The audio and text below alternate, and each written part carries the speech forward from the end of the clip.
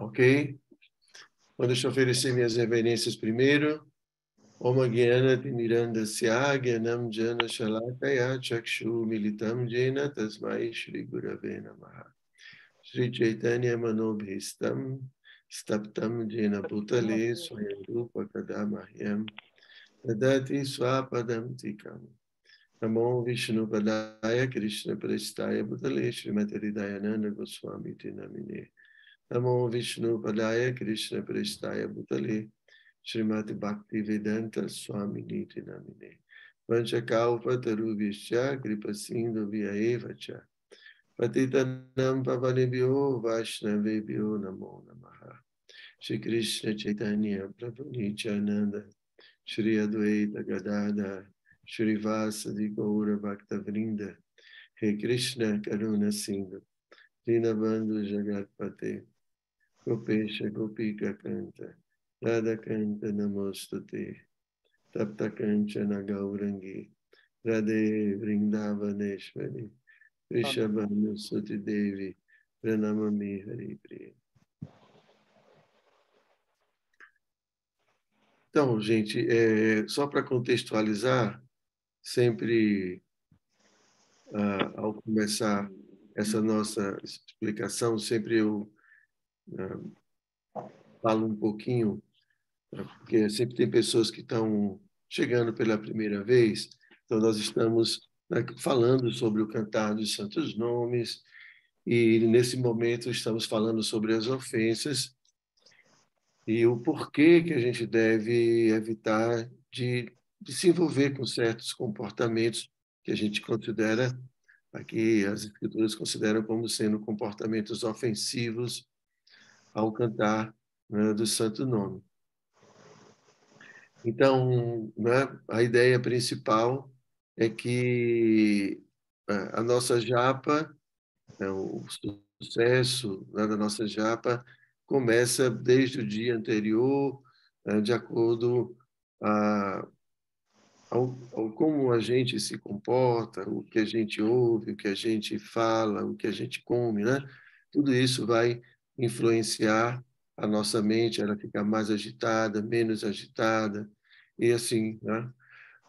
Então, quando nós temos um comportamento ofensivo, temos comportamentos inadequados, então nós somos privados do benefício, né? Somos não privados totalmente, mas proporcionalmente nós somos privados do benefício que o Santo Nome pode trazer para a nossa vida. Então, a gente já falou, né, na primeira ofensa, que é blasfemar os devotos, aquelas pessoas que estão dedicadas a falar sobre Deus, sobre os santos nomes, considerar semideuses ou qualquer outra entidade viva estando no nível de igualdade ou superior, ou mesmo independente da suprema personalidade de Deus, que é a fonte, a causa de tudo. A terceira ofensa é desobedecer às orientações do mestre espiritual.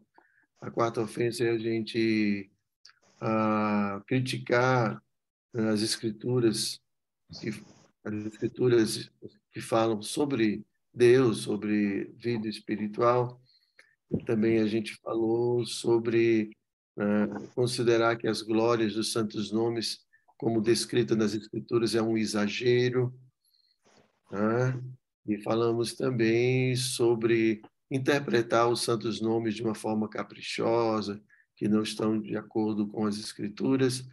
Depois a gente se envolver em atividades ilícitas, se apoiando depois, né, se garantindo que depois vai cantar os santos nomes para se purificar e, repetidas vezes, se envolver com esse tipo de atitude. Né? Falamos, então, isso é a sétima ofensa, e hoje a gente vai falar sobre a oitava e a nona ofensas, tá bom? Então, qual é a oitava ofensa? É a gente considerar, né, o cantar dos santos nomes como uma atividade piedosa. Então, existe uma diferença muito grande. Os santos nomes não são materiais, não, os santos nomes são completamente espirituais. E como a gente vai ver, o Bhaktivinoda comentando no Harinama Chintamani, que os santos nomes eles são tanto o meio como o fim.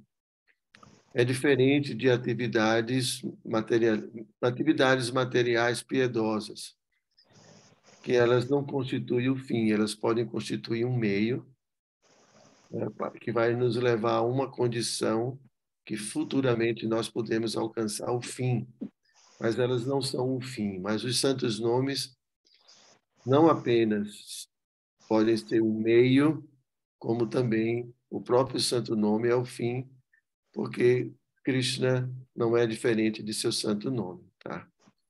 Então, eu vou ler aqui algumas passagens para a gente comentar. Então, Haridasa fala: Ó Senhor, outras atividades piedosas nunca poderão ser iguais ao cantar do santo nome. Por quê, né? O Senhor Supremo, ele é o sol transcendental. Sua forma divina é plenamente espiritual. Então, isto é a maravilhosa e misteriosa verdade. Todas as suas formas de deidades são absolutas, são transcendentais, assim como o seu nome, sua morada, passatempos, etc. Todos os seus nomes diretos não são diferentes dele, diferentemente dos objetos feitos de matéria inerte, que são separados de seus nomes. O santo nome do Senhor cantado pelo devoto puro descende diretamente de Goloka, o céu espiritual. O nome puro, então, emana da alma dele e permeia seu corpo inteiro, dançando na ponta de sua língua. Quem canta com essa compreensão está, na verdade, cantando o nome. Outro sim, quem nutre um conceito material acerca do nome se afoga no desalento. Então, gente, existe um conceito que é muitíssimo importante de a gente fixar, que é o conceito de que o nome de Krishna é absoluto. Tá? Isso significa que o nome pertence à natureza absoluta, isso significa que não há diferença entre o nome e o nominado. A gente já falou isso outras vezes, e a gente está repetindo. Às vezes a gente ouve, mas não entende a importância e não entende o significado disso. A natureza espiritual, ela é uma natureza absoluta. Não existe dualidade. Então, nesse mundo material, a gente tem a diferença entre o objeto e o nome que dá, que designa esse objeto, né? Então, a gente, por exemplo, deu o exemplo da maçã. Então, a palavra maçã não significa exatamente a substância maçã. É apenas o nome de uma substância. Se a gente quiser experimentar a maçã, a gente vai ter que realmente acessar a fruta maçã. Então, isso denota a natureza dual. Mas, na realidade espiritual, não existe essa natureza dual. Então, a substância e o seu nome correspondem à mesma realidade. Então, se eu falo a palavra maçã, eu já estou experimentando a palavra maçã. Então, não existe um nome e um nominado. Existe apenas uma única coisa, tá? Então, quando a gente fala de Krishna, a gente está falando que o nome Krishna e a pessoa de Krishna são iguais.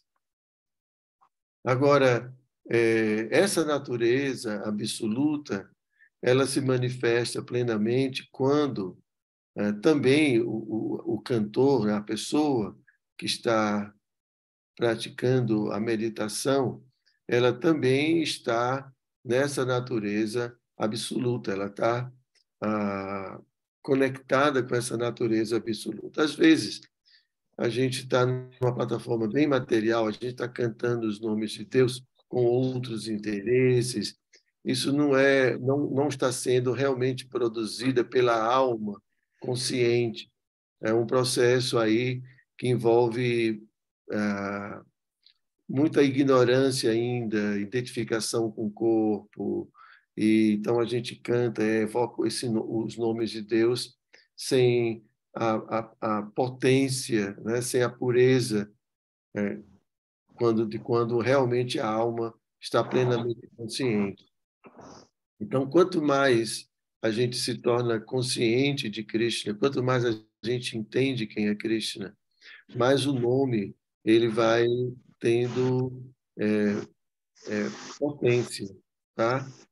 Então, quando a gente fala que o nome tanto é o meio, né, quanto o fim, é nesse sentido que se aproximar de Krishna através de seu santo nome, ele é um processo de purificação e, ao mesmo tempo, essa aproximação é a perfeição. Todos nós estamos buscando a associação de Krishna. Então, o cantar do santo nome não é um processo ritualístico auspicioso, né? Um processo ritualístico em que a gente está tentando obter punha ou obter mérito para conseguir algo a mais, algo diferente. Então, aqui, Haridas Thakur ele vai começar a explicar isso. Por exemplo, pessoas absurdas na vida material começam a adorar o Senhor Supremo por medo da morte. Os pés de lótus do Senhor são um refúgio perfeito, livre de ansiedade. São o único meio de atravessar o oceano ilimitado da ignorância. Porém, quando o processo para obter proteção do Senhor se torna tingido por motivos materiais, então o processo vira mundano. Então, esse processo de aproximação do Senhor, né, quando ele é realizado, ele é atingido, né, por motivos materiais, então ele fica mesclado com características mundanas. Então, embora o Senhor esteja sendo louvado, porque o processo de adoração ainda é mundano, é mesclado, ele fica conhecido como atividade piedosa ou subha karma. Shubha significa auspicioso, né? Karma, atividade auspiciosa. É uma atividade material auspiciosa, tá? Mas ainda não é uma atividade espiritual. Porque uma atividade espiritual, ela é pura por natureza, tá? Então, quando a gente faz isento de qualquer interesse material, qualquer motivação material, então é a alma que está ali livre de todas as coberturas, agindo diretamente sob sua natureza. Então ela age por amor, ela age para realmente adorar a suprema personalidade de Deus, sem qualquer outro tipo de motivação. Mas quando essa adoração ela tem alguns interesses, medo da morte, medo de sofrimento, se livrar de qualquer coisa desse mundo, então significa que a alma ainda está condicionada à ilusão, ao conceito corpóreo. Então essa aproximação, essa adoração ainda não é pura. Então ela é considerada uma atividade piedosa, uma atividade boa, que é chamada de Shubha Karma, uma atividade auspiciosa, mas não é uma atividade pura. Então, quais são essas atividades? Né? Por exemplo, obras altruístas, sacrifícios, ablusões e banhos sagrados, sacrifícios de fogo, caridade, yoga, prática de Varnashram Dharma, peregrinações, votos, oferendas aos antepassados, meditação, cultivo de conhecimento empírico, propiciar os semideuses, penitências, austeridade, etc. Todas essas atividades estão na plataforma mundana. Tá? Então, a gente tem que entender essa palavra mundana, tá, gente? É uma atividade auspiciosa, são atividades piedosas, atividades auspiciosas, mas elas não são assim, assim, puramente espirituais, porque a maior parte delas, em geral, são realizadas ainda sob a influência do conceito corpóreo de vida, né, sob ainda a ilusão, e por isso ainda assim, motivadas por ansiedades materiais, por desejos materiais, né, por sofrimento material, tá? E a gente busca a solução dessas coisas através dessas atividades. Então ele continua, gradualmente, através desse processo mundano, que é piedoso, o praticante obtém a meta de todos os seus esforços, o Senhor Supremo. Então, neste ponto, quando ele alcança nesse ponto, ele abandona todo o processo mundano temporário. Então, ele pratica só Bhakti. Então, quando ele chega à perfeição, a perfeição é Bhakti, só é só amor. Então, ele faz tudo por amor.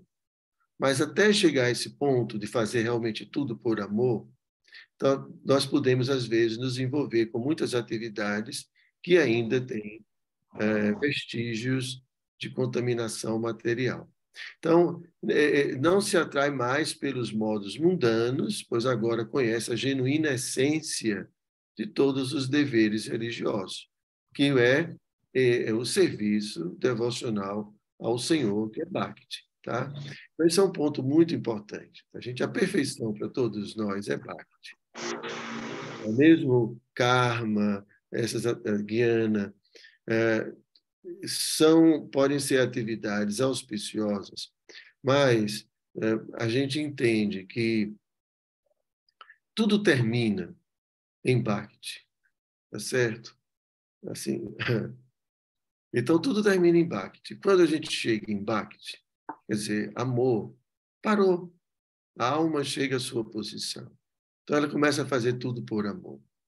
Mas, na nossa condição, aqui generalizando, nós ainda estamos afetados pela existência material. Então, a existência material nos incomoda muito. Então, muitas vezes, a maior parte das motivações é para aliviar as motivações para as nossas atividades, mesmo espirituais, são para aliviar esses incômodos ou os sofrimentos que esse mundo traz para a gente. Então, mesmo sem querer, a gente às vezes se depara, né, com motivações assim. Né?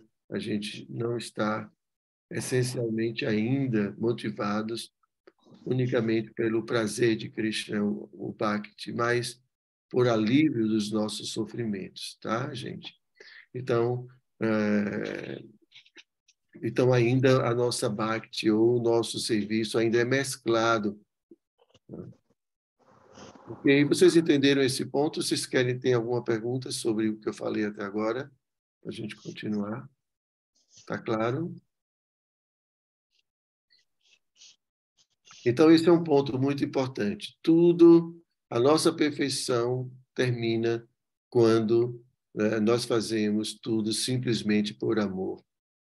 Né? Mesmo sofrendo nesse mundo, devido às nossas atividades passadas, esse sofrimento já não é mais a motivação para o que eu faço para Krishna. A minha motivação sempre vai ser amor. Né? Eu não vou adorar Krishna para que ele me livre do sofrimento. Eu quero adorar Krishna porque eu amo Krishna. Tá? Então, esse é o amor incondicional, esse é o amor puro. Tá? Então, eu realizo minhas atividades, né, não mais para aliviar os meus sofrimentos ou minha ignorância, mas simplesmente por amor. Então, eu vou continuar.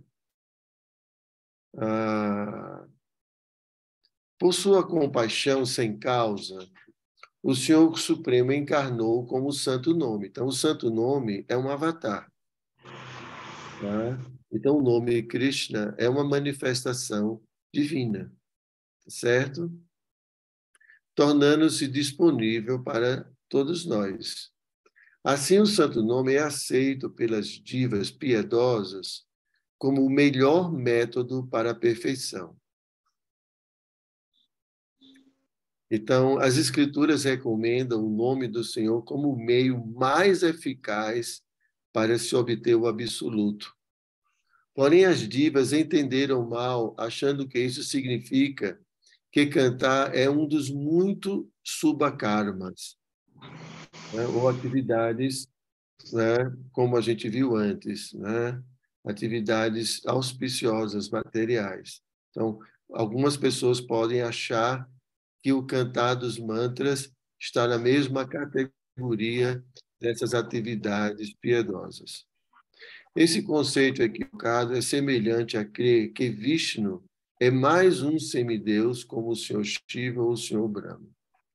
Então ele continua. O santo nome é plenamente espiritual e transcendental à natureza material. Não é corrompido pela matéria. Embora a diva seja espiritual, pensa que é material devido à ignorância grosseira. Consequentemente, pensa que tudo, inclusive o santo nome do Senhor, da mesma forma é material. Assim, cantar o santo nome do Senhor Krishna veio a ser categorizado como subkarma. Tá? Então, esse é o problema. Então, a gente não pode pensar que o santo nome é mais uma atividade auspiciosa, né? Como descrita nos Vedas, como atividades fruitivas, karma kanda, né? Construir um poço, plantar árvores, a caridade, e assim por diante, que são atividades materiais. Elas podem até ser espirituais, depende da motivação, né?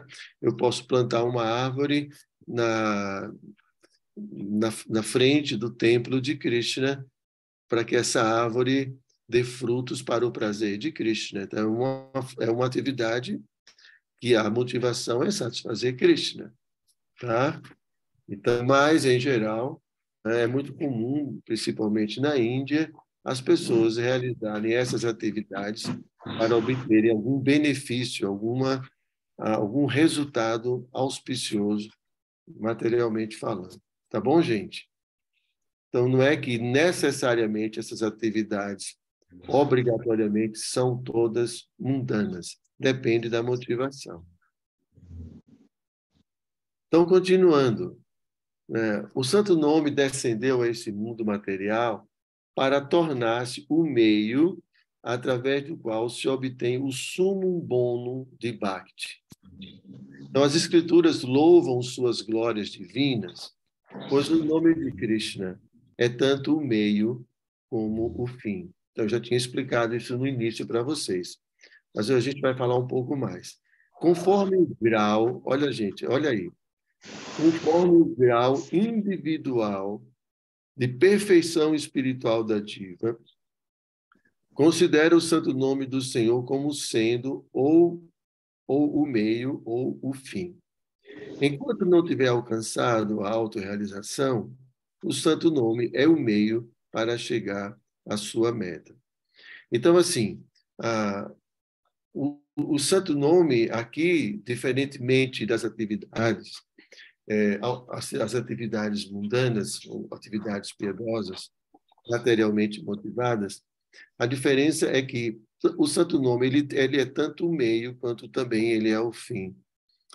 Dependendo do grau do nosso avanço, pode ser que o santo nome agora seja o meio de conquista dessa perfeição espiritual, que é Prema Bhakti, amor puro por Krishna. Tá?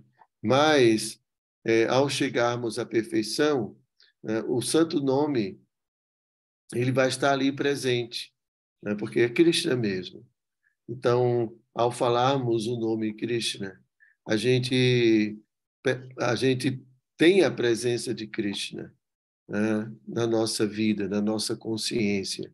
Então, o nome Krishna revela Krishna plenamente para todos nós. Então, como eu falei para vocês, não é como uma atividade materialmente piedosa, é como plantar uma árvore, por exemplo, que não constitui o fim.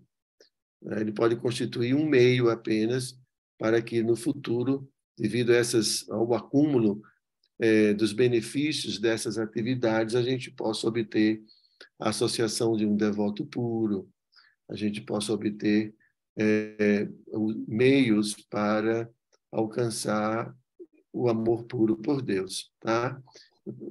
Que vai acontecendo por meio do acúmulo, acúmulo dessas atividades, né? Do resultado dessas atividades.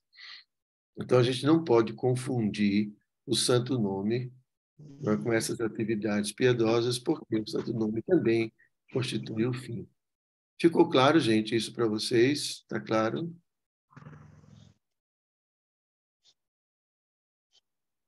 Então, o santo nome descendeu a esse mundo material para tornar-se, né, eu já li para vocês, o meio para a autorrealização pode ser de dois tipos, principal ou secundário. Shubha Karma, né, que são atividades piedosas, é o meio secundário, e o santo nome do Senhor é o meio principal. Embora o santo nome seja considerado um meio, não obstante, é eternamente o meio principal. Todos os subkarmas sempre são considerados como sendo apenas meios secundários.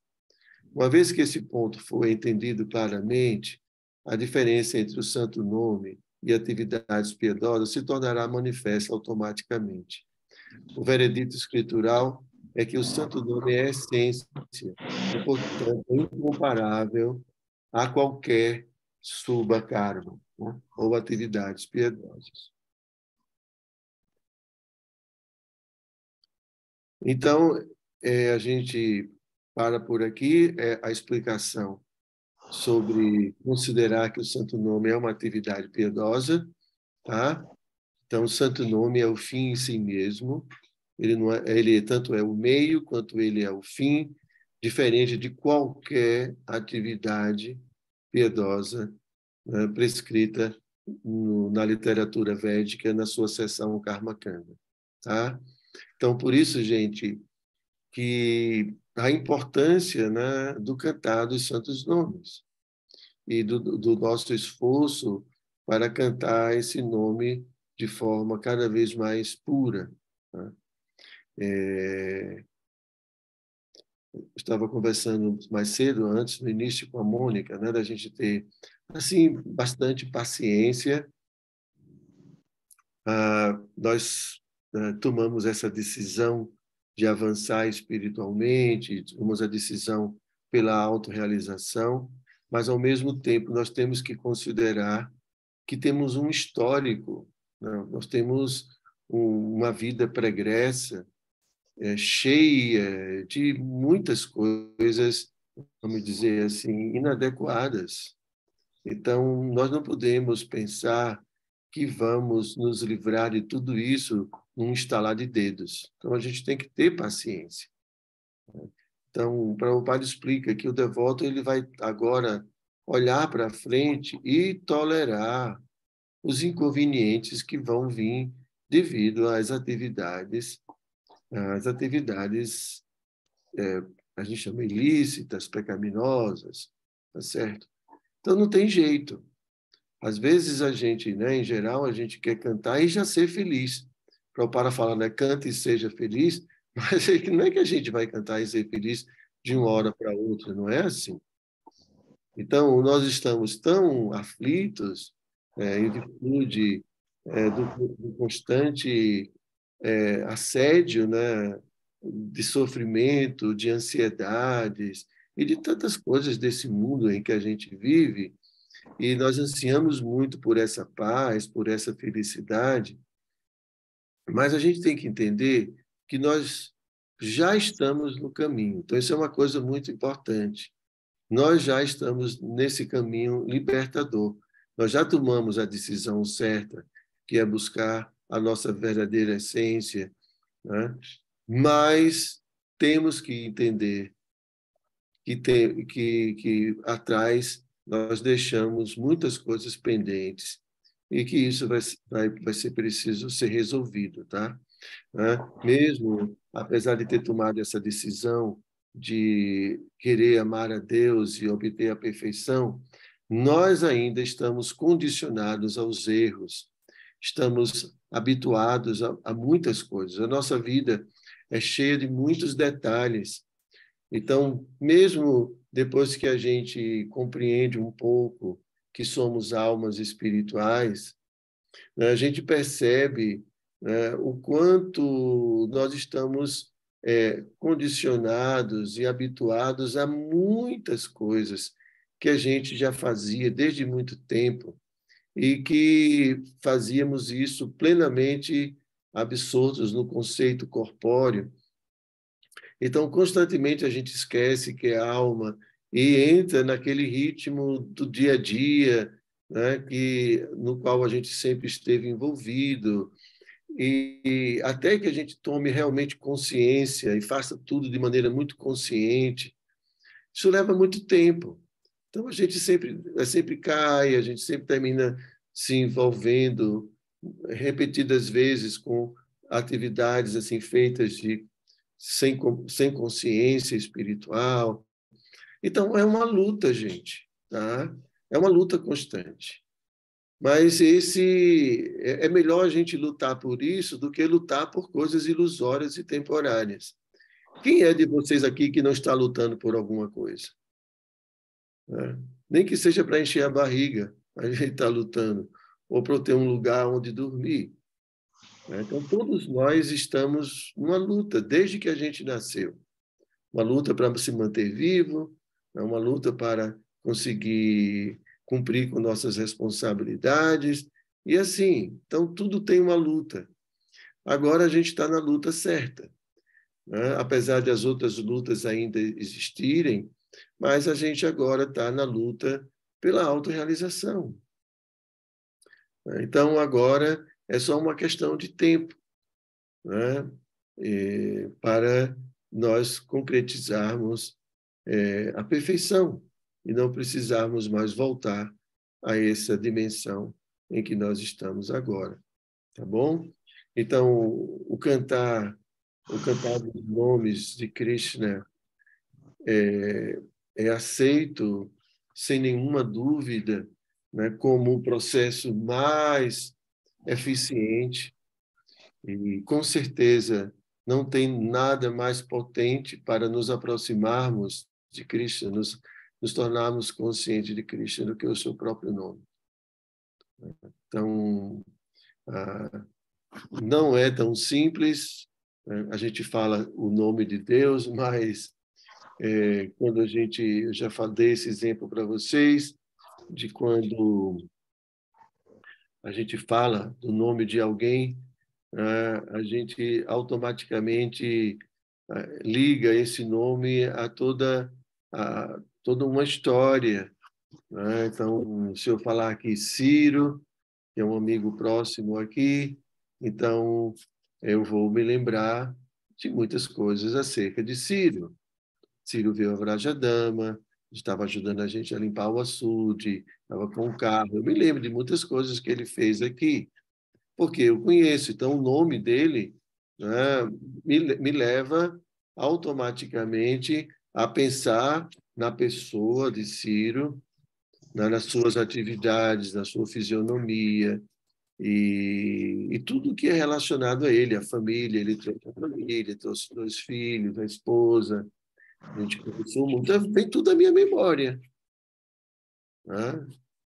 Então, da mesma forma, o nome Krishna, né, quando nós começamos a conhecer um pouquinho de Krishna, né, claro que Ciro ele veio aqui, então ele se manifestou de sua forma transcendental, e aí a gente pode conversar e tudo. Agora, com Krishna a gente precisa, né? Vai ver a deidade, aí a gente vai ler, a gente precisa fazer um certo esforço para se apropriar, né, da personalidade de Krishna. Então, quais são as suas qualidades, as suas atividades? A Krishna participou da batalha de Kurukshetra, era muito um amigo íntimo de Arjuna, e ele brincava sempre com Arjuna, ia caçar com Arjuna, e a gente começa a assim, quando ouve o nome Krishna, a gente começa também a ligar esse nome a toda a vida de Krishna, a história de Krishna,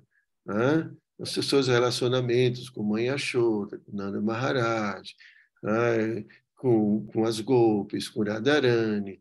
E aí nós vamos começando a ter uma consciência de Krishna muito forte. Então, quanto mais associação a gente tiver com uma pessoa, mais consciência dessa pessoa a gente vai ter, mais conhecimento acerca dessa pessoa. Então, por isso que o processo é Shravana, Kirtana, Vishnu, Smarana. Quer dizer, a gente tem que ouvir o que eu ouvi sobre Krishna, as atividades de Krishna. Se eu quero conhecer Ciro, eu tenho que ouvir, né, quem conhece Ciro para falar sobre ele.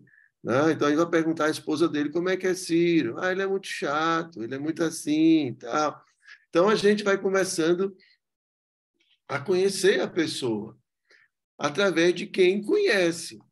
Ninguém conhece ele melhor do que a mãe dele, do que a esposa dele.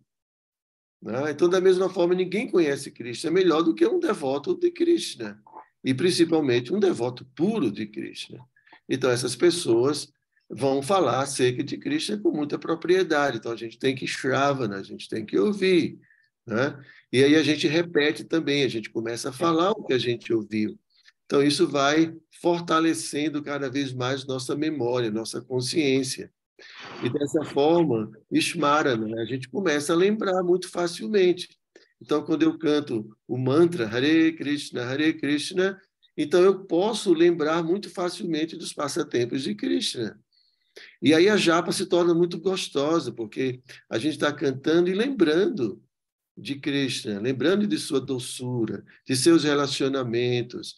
E aí o devoto vai sentir saudade, o devoto vai orar, o devoto vai chorar, o devoto vai começar a ter sentimentos, porque ele está tendo uma relação. Mas se eu não conheço, se eu não sei nada, eu vou cantar mecanicamente, Hare Krishna, Hare Krishna, Krishna, Krishna, eu vou ficar cantando, tudo bem. A gente passa por essa fase. Mas eu estou explicando para vocês que o processo de cantar os santos nomes é muito diferente de uma atividade piedosa.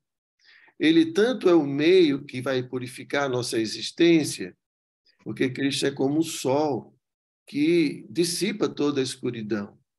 Né? Então, é o que a gente precisa. E, ao mesmo tempo, ele vai nos dar consciência de Krishna e vai permitir a nossa associação direta com Krishna. Então, é muito diferente de uma atividade piedosa, tá certo?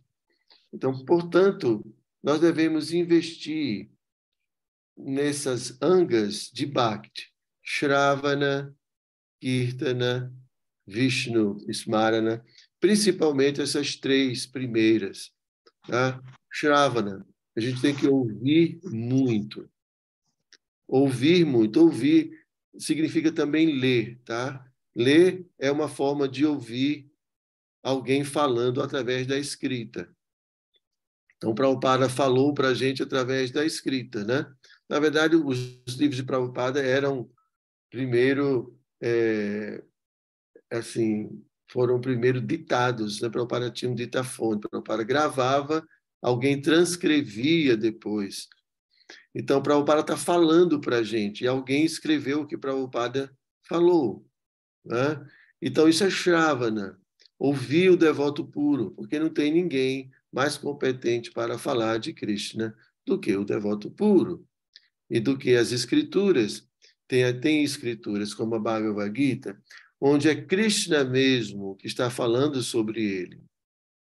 Krishna fala, Hansa Vasya, eu sou a fonte de tudo. Krishna fala, eu sou aquele cordão que perpassa tudo. Krishna vai falando dele, de suas energias. Né? Krishna está falando como ele age, como ele faz, como ele dá o conhecimento, como ele dá o esquecimento, como ele está no coração de cada ser vivo, orientando todas as andanças da alma. Krishna está falando dele. Então, a gente pode aprender muito de Krishna no Bhagavad Gita. E também a gente pode também aprender muito de Krishna ouvindo o que os devotos falam de Krishna. No Srimad Bhagavatam, nós vamos ver não só Krishna falando dele mesmo, mas a gente vai ver muitos devotos glorificando Krishna. Então, a gente vai ver as orações do Senhor Brahma, as orações de Indra, as orações de Rainha Kunti, as orações de Uddhava. E esses devotos estão glorificando Krishna. Quando eles vão falar com Krishna, eles começam a descrever quem é Krishna. E assim a gente vai tendo consciência acerca dessa pessoa. Gente, por isso que o movimento é conhecido como movimento para a consciência de Krishna. A gente tomar consciência de quem é Krishna. É muito simples, tá? Então, claro, a gente tem muita literatura, muitos livros, muitas coisas, mas no fundo, gente, é tudo muito simples, tá? A ideia é estarmos com Krishna, só isso. E amar Krishna, e servir a Krishna, é só isso. Ele é uma pessoa adorável, é a pessoa suprema, é a pessoa mais querida, e eu vou agradar a Krishna com as minhas atividades, com os meus pensamentos, com a minha vida. Pronto, acabou. É só isso. Não tem mais nada. Agora, para quem é muito complicado, tem muita filosofia, tem muita coisa complicada. Mas é só isso. Tá certo? Faltam 10 minutos só. Eu acho que não vai dar tempo para mim falar sobre a outra ofensa hoje. Vamos conversar um pouco mais. Vocês têm alguma pergunta sobre o cantar, sobre o que foi falado hoje? Queiram acrescentar? Eu estou vendo que Raul está muito feliz, está rindo e tudo. Diga aí, Raul. Krishna Maharaj. Eu estava rindo porque você falou, é muito simples, né? O processo, né? Só que eu vejo essa dificuldade é a pessoa acreditar, né? Pôr realmente aquela confiança, aquele shraddha inicial na palavra do Bhagavata, na palavra do Guru, na palavra dos devotos, né? Que nem um amigo meu, assim, eu passei o Mahabharata para ele, ele gostou muito, achou o Mahabharata muito bom. Já o livro de Krishna ele achou meio assim, não sentiu aquela atração, assim, né? Porque a pessoa Krishna para ela ainda é uma ficção, né? Ele não vê assim como uma pessoa real, né? Para amar da forma seguir a orientação que o Maharaj acabou de passar, né? É simples, né? Se conecta com Krishna, serve a Krishna, tenta se relacionar, mas para ele tem essa distância. Para mim também, né? Todo mundo está no processo aí lutando, né? Mas eu adorei ouvir essa coisa, né? Porque eu acho que está sempre em contato com a literatura, sempre ouvindo os devotos, você vai dando vida, né, ao seu cantar, né? Acho que isso que é importante, né? Então isso acho que sabe, eu fiquei muito satisfeito de ouvir o senhor falando isso, que eu tinha essa sensação também que você tem que ler o Bhagavata, que aí o nome Krishna vai tomando forma, né? Vai se tornando uma pessoa real, né? E está sempre ouvindo os devotos, e sentindo, né, o amor com que eles falam de Krishna, isso também contagia a gente, né? Então acho que isso estava feliz por causa disso. Né? Aí bom, Krishna. Okay. Uma coisa importante, gente, que não é uma questão de imaginação, tá? Porque uma pessoa pode pensar que a gente está simplesmente agora imaginando. Mas existe uma pessoa fora da nossa imaginação e a gente pode perceber que Krishna atua na vida da gente. Então, não é só uma questão de que eu vou me apropriar, né, de algumas descrições, vou ficar imaginando isso, imaginando que essa pessoa existe. Bom, a gente entende, né, que Deus existe. Né? Nós somos teístas, né? Nós acreditamos. Né? Será que a gente acredita mesmo que Deus existe? Já foram colocados à prova? É sério? É. Às vezes a gente é colocado à prova. Todo esse conhecimento que a gente tem, às vezes vai ser colocado à prova. Né? Porque a gente às vezes fala para os outros, é Cristo, é Cristo, é Cristo. Mas quando a coisa aperta, a gente às vezes fica revoltado, achando que não existe ninguém mesmo, porque se esse Cristo fosse bom, já teria resolvido o meu problema. Porque a gente sempre espera que Cristo existe para resolver nossos problemas. Né? Então, muitas vezes a gente esse Deus não existe, não. Porque senão ele não permitiria que essas coisas acontecessem. Então, não é assim. Tá? Então, a gente, ao longo da nossa vida, a gente vai percebendo que tem alguém fora também atuando. Tá? Não, a gente fala de coincidências, né? Como as coisas acontecem. Então, se cada devoto aqui fosse descrever suas experiências, né, em torno dessa palavra coincidência, a gente vai ver que não existe coincidência, né? Existe toda uma administração, seja direta ou seja indireta. Quando a gente fala que há alguém fora, a gente está falando também de devotos, e a gente está falando de Krishna como Paramatma, né? Como essa consciência interna que está sempre nos orientando, e tanto assim, tanto direta quanto indiretamente, ele está agindo o tempo todo na vida da gente, né?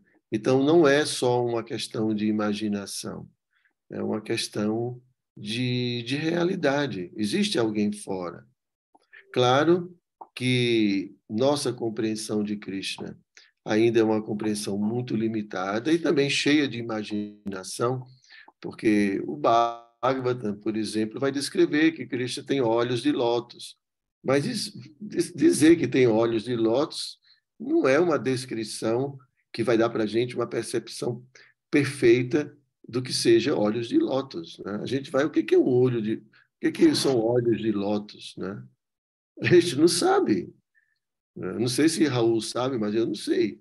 Eu vou imaginar que são olhos muito bonitos, são olhos muito belos. Então, o autor ele vai usar, a gente vê no Bhagavatam, né, que os devotos sempre utilizam como comparação das diferentes características do corpo de Krishna, usam a flor de lótus, né, os pés de lótus, as mãos de lótus, né, e olhos de lótus, tudo é lótus, né? Porque o lótus é uma flor extremamente bela. Então, o que o autor quer dizer, na incapacidade de descrever com exatidão, né, as características corpóreas de Krishna, então ele vai usando, né, dessas analogias, né? Que Krishna é muito belo como uma... E ele possui uma cor de uma nuvem de chuva recém-nascida, né? Uma coisa assim. Então, ele está usando de elementos que a gente conhece, né, para a gente mais ou menos ter uma ideia, né? Então, quando Radharani abraça Krishna, ele fala que é como um relâmpago, né, numa nuvem escura. Imagine, é uma linguagem poética. O que é um relâmpago? A gente vê um relâmpago numa nuvem escura, né? Mas ele está falando que ver Radharani junto com Krishna é como ver um relâmpago numa nuvem escura. Então, gente, não tem como nós vamos imaginar. Então, isso é uma forma, isso a gente chama de símbolo, né? Simbolizar. Símbolo é diferente de signo, né? Signo tem apenas um único significado, e símbolo pode significar muitas coisas, carrega muitas informações, né? Muitas ideias. Então, olhos de lótus, né, implica muita beleza, muita delicadeza, implica muitas coisas, mas não implica exatamente como uma foto, uma fotografia que eu tiro aqui, uma foto do Girivaradari, e aí, né? Então, se eu fosse, por exemplo, descrever Girivaradari para alguém que não o está vendo, né, para uma pessoa do meu lado, como é que eu descreveria? Né? Então, é difícil a gente descrever. O cabelo é assim, é difícil. A gente vai ter que usar de elementos para que a outra pessoa, né, possa fazer uma imagem a partir da minha descrição. Então, nesse sentido, nós estamos imaginando. Tá? Então, gente, é por isso que é dito que a gente tem apenas acesso a uma pequena janelinha. É uma janelinha que vai nos dar acesso, que vai nos dar condições de entrar numa dimensão muito mais ampla. E nessa dimensão, aí sim, A gente vai ter capacidade de entender as coisas mais claramente. Então, na nossa condição, somos muito limitados. Mas a gente pode perceber que mesmo essas descrições são suficientes para preencher nosso coração. Tá? E daqui a pouco, Krishna Vijaya. Então, gradativamente, na medida em que a gente vai purificando, né, a gente conhece, pelo menos na história de muitos acharyas, que Krishna se manifesta para eles em dado momento. Então, eles terão a oportunidade de ver Krishna face a face, como o Prabhupada fala. Então, já é diferente, já não vai ser mais uma descrição. Apesar de que Krishna se manifesta de muitas formas, às vezes diferente de sua forma original, né? Às vezes Krishna se manifesta para um devoto, às vezes como um vaqueirinho muito bonito, mas pode ser numa forma que seja atrativa para aquele devoto específico. Porque Krishna sempre se manifesta de acordo também com a devoção específica do devoto, né? Krishna tem essa capacidade de se manifestar de qualquer forma que ele deseje. E, normalmente, ele se manifesta na forma querida do coração, da forma que como o devoto o vê dentro de seu coração. Então, por exemplo, pode ser que Marília tenha Krishna no coração como um bebezinho, como Krishna criança. Então, provavelmente, Krishna vai se manifestar como criança, né? E assim por diante, tá? Então, diga aí, Krishna Vijaya. Para mim, o senhor está me ouvindo? Estou sim. Então, reverências. Para mim, quando ele diz assim que Krishna tem os olhos na flor de lótus, é naquele formato assim, da pétala, né? E as mãos, como flor de lótus, aquela mão assim bela, né? Assim fofinha, como a flor de lótus, né? Aquela beleza assim, que deixa a gente, sensibiliza a gente, né? Uhum.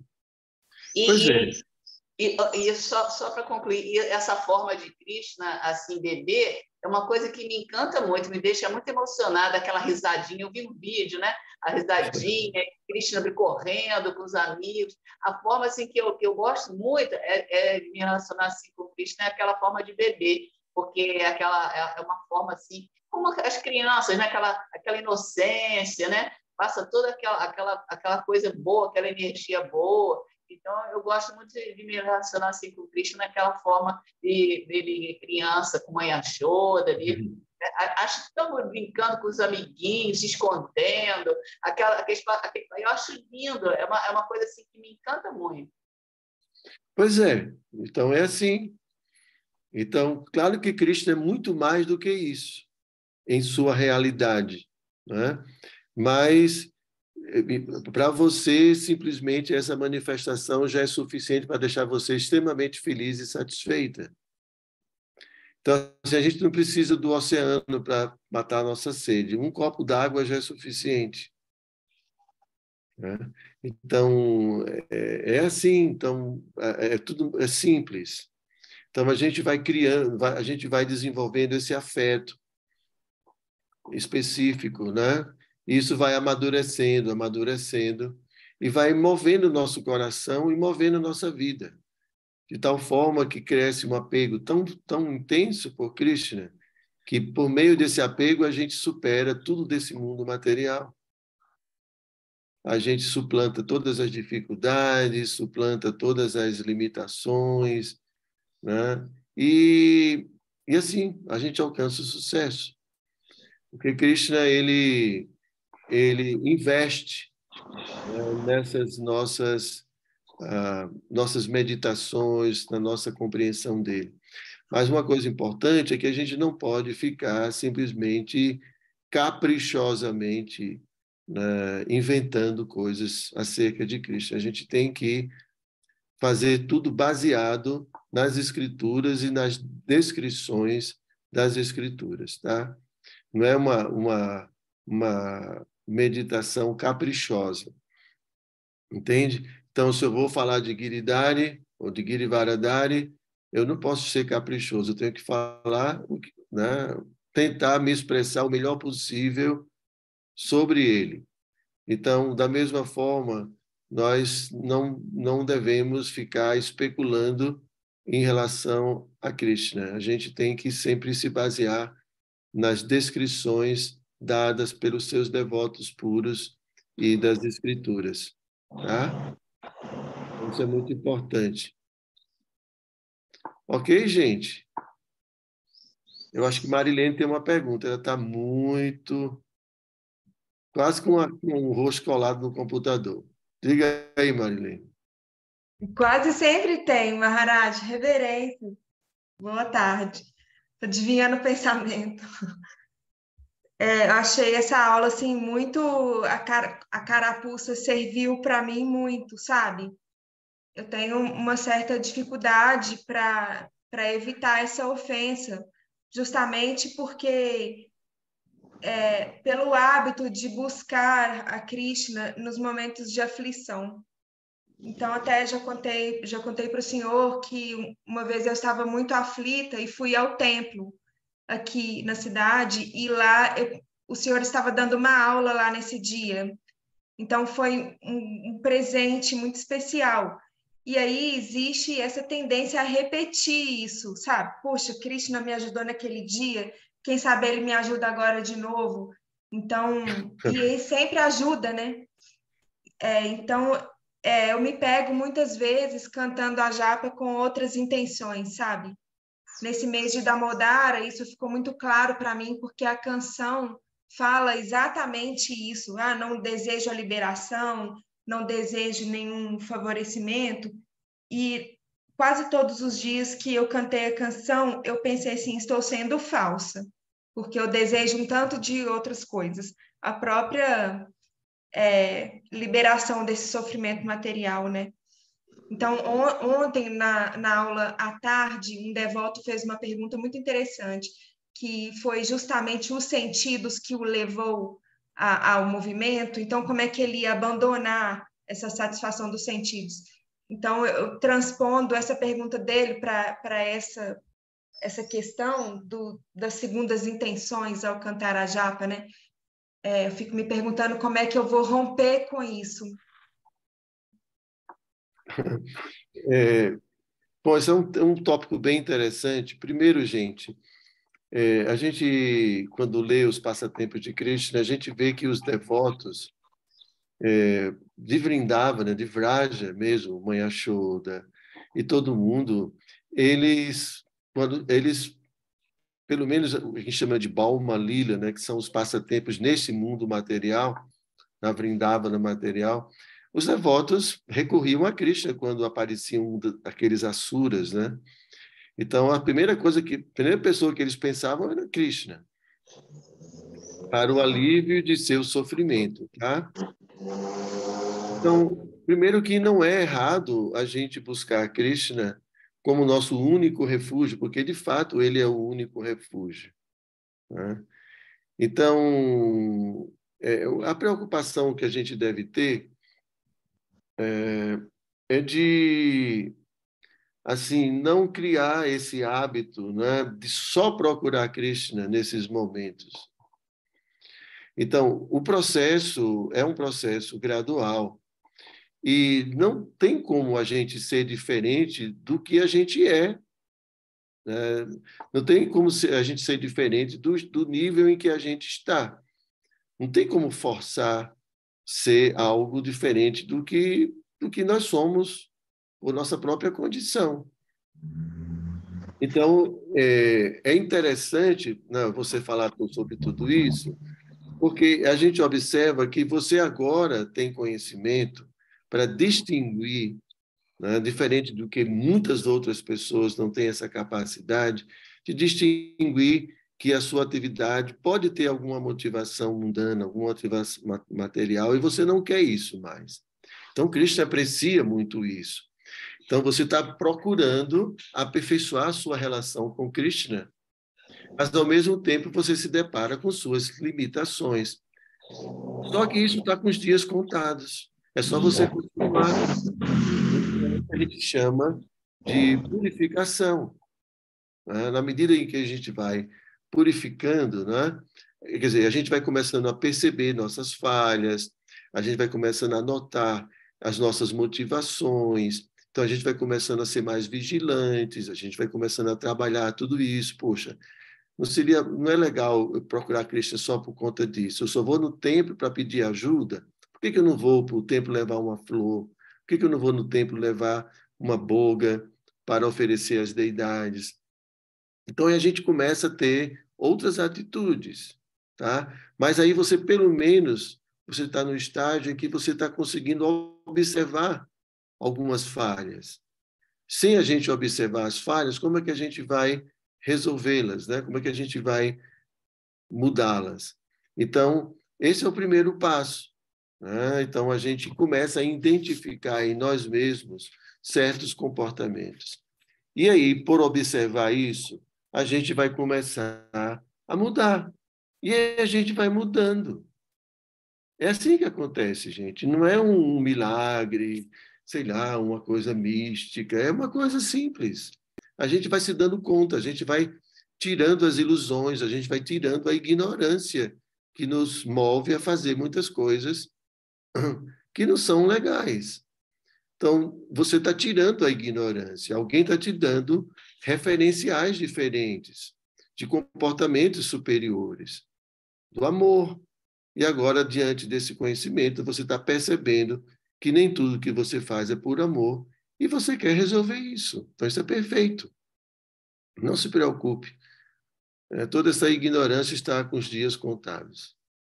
É só você continuar. Certo. Obrigada. Muito obrigada. Mais alguma pergunta, gente? A Cristianandine está rindo pra caramba também. Ela deve ter alguma pergunta. Jai Maharaja, é porque é o néctar. É só... É sorriso de gratidão. Então, ok, gente. Mais alguma pergunta, Mônica? Ninguém mais? Então, gente, são 17h11 agora. A Clarice está só ali também. A Clarice tem pergunta, eu tenho certeza. Eu tenho, mas eu não... Eu queria falar reverências, Maharaj. Eu, ao contrário da Marilene, quando eu estou mal, eu não canto a japa. Eu largo tudo. Isso é um padrão muito forte em mim, assim. Então, se eu fico doente, ou se eu estou numa situação não muito confortável aqui, acontecendo alguma coisa, eu paro com tudo. É como se... É bloqueada. Eu fico bloqueada, ou eu fico com um padrão achando nada disso vai resolver mesmo, então vou parar. Porque tudo é ruim, tudo é péssimo. Assim, esse é o padrão que eu já percebi que eu tenho.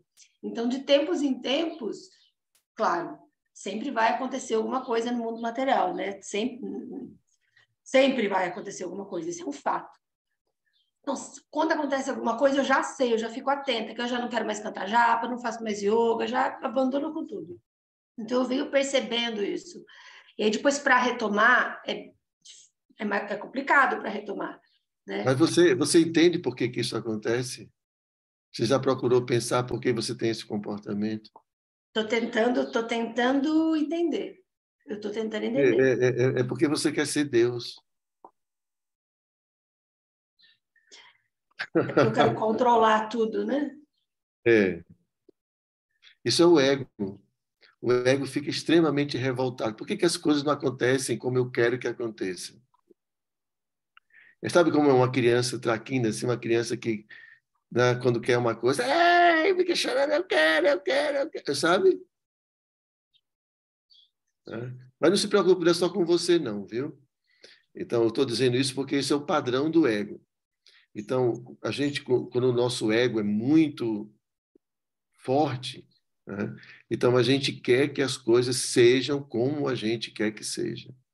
Então, o sol tem que nascer no dia que tem que ser sol, tem que chover no dia que tem que ter sol, chuva, e as pessoas têm que falar as palavras que a gente quer ouvir, o elevador tem que chegar na hora, que eu apertar no botão, o sinal tem que abrir, é assim.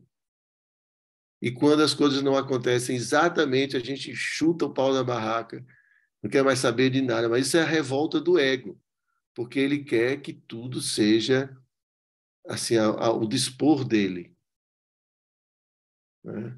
Mas não funciona, não é assim, né? A gente não está com essa bola toda para que o mundo todo fique aos nossos pés. O mundo não vai ficar aos nossos pés, apesar da gente querer isso. Então, você já fez muita coisa para merecer, talvez até bem mais. Todos nós. Então, a gente tem que ter um pouco de humildade, né? E reconhecer que, como alminhas, né, nós não somos isso tudo, né? Tudo bem, você está ouvindo tudo isso e também não vai resolver de uma hora para outra até que você comece a se olhar, observar essas coisas. E quando acontecer a revolta, e você, está aqui, né, o meu ego aqui, né, aqui inflado. Então, não é assim, eu não sou Deus, as coisas não vão ter que acontecer como eu quero. Não é bem assim. Aí você tem que começar a combater esse personagem que existe dentro de você, que foi criado por algum motivo, ou de uma outra vida, ou dessa vida mesmo. Não sei como seus pais lhe criaram e tudo mais. Então, às vezes, a gente vem assim, com toda essa... Assim, tudo isso, de certa forma, é uma prepotência, né? Vem com... Não estou dizendo que você é uma pessoa prepotente, não, tá? Estou falando assim, o ego, né? Eu não estou falando de você, alma, eu estou falando de uma cobertura que a gente adquire em virtude de uma educação, de uma formação. A gente desenvolve um tipo de crença que move a gente. Então, a gente não percebe, mas às vezes a crença que a gente tem é essa que eu estou dizendo, que tudo tem que... Assim, quando a gente fala, todo mundo entende que isso é um absurdo. Como é que eu posso pensar que o mundo tem que girar em torno de mim? E eu sei que você racionalmente não pensa isso, mas psicologicamente sim. Tem um ego, tem uma estrutura dentro de você que raciocina exatamente assim. E isso surgiu em algum momento em que você não tinha preparo para entender essas coisas. Então, esse ser se desenvolveu dentro de você e persiste e aparece em alguns momentos, apesar de você agora entender que não tem nada a ver. Mas esse personagem que cresceu em você ainda existe. Aí você vai ter que conversar com ele. Você vai ter que atualizá-lo. Olha, gente, não é isso mais não, viu? Acabou. Agora é outra situação. Não é bem assim. Entendeu? Entendi. Entendi perfeitamente. Então, assim, eu estou nessa negociação interna comigo, né? Uhum. Já tem um tempo que eu percebi isso e eu fico nesses altos e baixos, né? Mas isso é muito legal, gente. Olha, veja, tudo que vocês estão dizendo faz parte da luta, tá certo? Isso é purificação, viu, Clarice? É purificação isso. Gente, isso é vida espiritual. Identificar esses erros isso é o começo de tudo. Isso é purificação. Cristo está mostrando para você. Antes você nem se dava conta de tudo isso. E agora você está se dando conta. Então, é assim que funciona. Por isso que a gente fala que tem que ter muita coragem. E a purificação requer olhar certas feridas que a gente não quer olhar, certos aspectos sobre nós mesmos que a gente não quer olhar. Então, é um confronto. E Krishna cria situações de muita dor e de confusão, de ansiedade, para a gente perceber que tem coisas dentro da gente que nos causam ainda ansiedade, que nos causam irritação, que nos causam sentimentos inferiores. Então, por isso que dói, porque a gente vê dentro da gente coisas que a gente não quer. Mas é assim. Não tem outro jeito não, gente, tá? Então, Cristo também é muito legal, né? Tem, assim, os momentos vamos lá, de tempestade, e depois tem a bonança. Aí você, né, sente aquele alívio, e sente prazer, e depois Cristo, agora vamos lá, vamos de novo, vamos tratar isso aqui agora. Lá vai de novo. É assim. Espero que você não tenha muita coisa para resolver.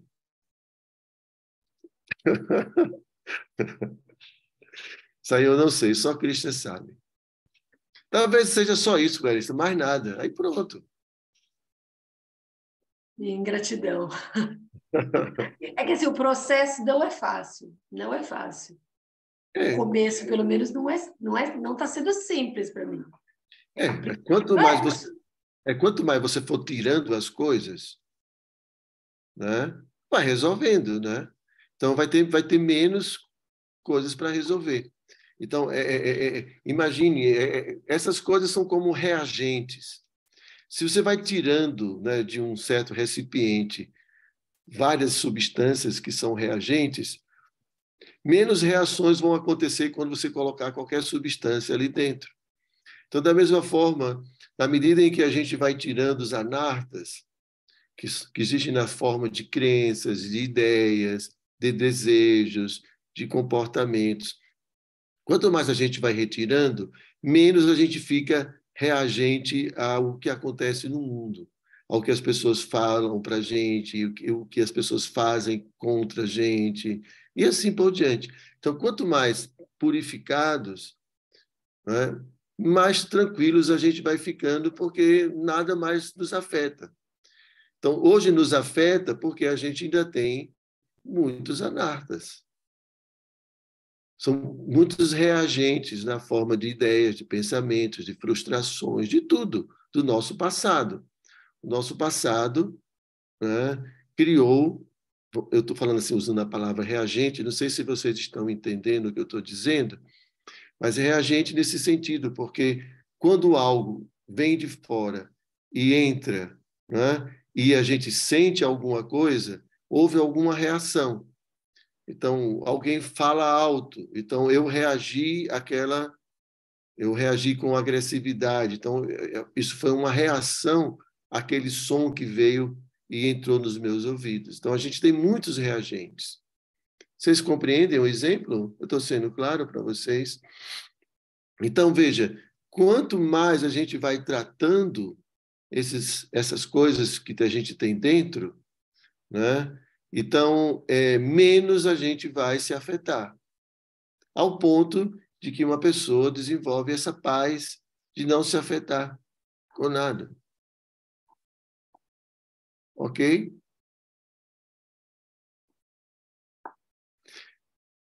Então, gente, então, muito obrigado a todos.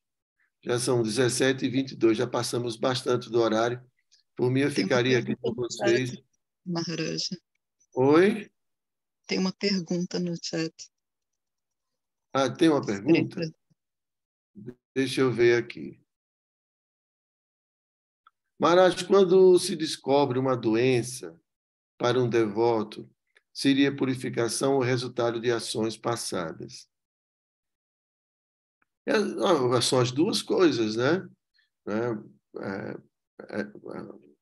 Uma doença pode vir por conta de nossas reações, atividades, e, ao mesmo tempo, a manifestação delas é uma oportunidade da gente se purificar. Então, nada acontece por acaso na nossa vida. Nada, absolutamente nada acontece por acaso. Então, quando a gente realmente se entrega a Krishna, através da prática, né, do processo de Bhakti, então, muitas coisas vão acontecer, né, com o propósito de fazer com que esses reagentes, né, que eu disse para vocês, com todos esses anartas, eles cheguem à nossa consciência de forma que a gente possa identificá-los e que a gente possa retirá-los, a gente possa tratá-los. Então, tem algumas coisas que Krishna mesmo resolve diretamente, tá? Tem outras coisas que a gente vai simplesmente por ouvir a filosofia, a nossa teologia, né? A gente vai resolvendo. E tem outras coisas que a gente vai ter que encarar mesmo, tá? Então, uma doença cria muitas situações, né? Uma doença pode criar o medo pode levar-nos ao medo de morrer, por exemplo, né? Então a gente fica cheio de ansiedade. Então esse é um momento de questionarmos muito, né? Por que eu estou com tanto medo? Então, isso, uma doença pode vir uma forma também de nos tirar da zona de conforto. Então, às vezes a gente está ali muito, assim, muito estagnados, né? E a gente não quer crescer, tá bom assim, muito ali. E aí vem uma situação que força a gente a sair daquela zona de conforto. E uma doença funciona dessa forma, né? A doença nos alerta, né, para a necessidade de mudanças, a necessidade de transformações que a gente não está realizando, né? Então, mesmo o Jung, na psicologia, ele fala disso, né? Que nós temos, por natureza, a propensão ao crescimento, ao desenvolvimento, né? À iluminação. E quando a gente negligencia isso, de alguma forma, a natureza vai agir, vai atuar para que a gente retome o caminho do desenvolvimento. E, às vezes, é por doença. Então, isso também é purificação, né? Porque aí a gente vai olhar, né, tudo aquilo que nasce a partir de uma doença, na forma de medos, na forma de ansiedades, de revolta e tantas coisas, e aí a gente vai começar a identificar isso e vai começar a trabalhar, pelo menos as pessoas que têm consciência, né? Outras vão ficar revoltadas mesmo e vão condenar Deus, vão brigar com o mundo inteiro, cada um vai reagir de acordo com o seu desenvolvimento. Tá certo, Daniela? Obrigada, Maharaj. É muito bem-vinda as palavras. Obrigada. Então, gente, muito obrigado pela presença de todos vocês, tá? Sempre é um prazer muito grande sempre estar com vocês e a companhia de vocês. E vamos em frente nessa jornada, né? Todos juntos aí, né? Vamos pegar a nossa cruz e vamos seguir em frente, né? É assim que... né? Nós estamos aqui que a gente puder, né, ajudar nas dificuldades de vocês, estamos à disposição, tá? Então, Hare Krishna, tenham uma boa semana a todos. Reverência, Hare Krishna. Gratidão. Maharaj. Reverências.